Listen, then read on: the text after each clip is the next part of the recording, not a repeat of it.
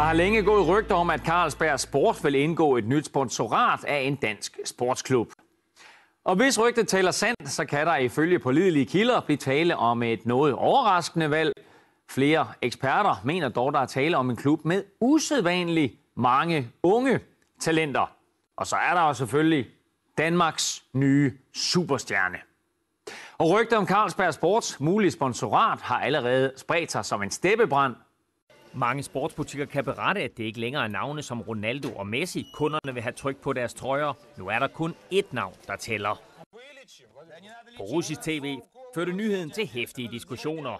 Я прошу прощения.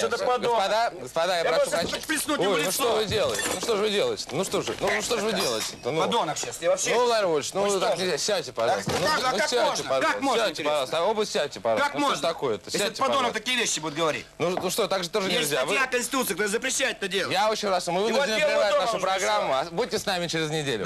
Ja, og så er det måske på tide, at vi hører lidt fra hovedpersonen selv. Og hvor befinder du dig lige nu? Ja, jeg får desværre at vide, at vi ikke har nogen forbindelse. Ja, okay.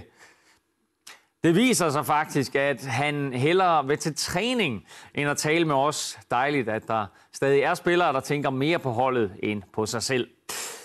Det var alt for os. På gensyn.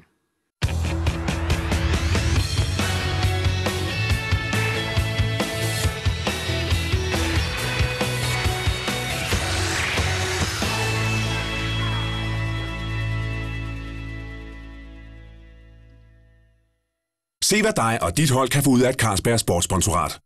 Carlsberg Sport, proud sponsor of you.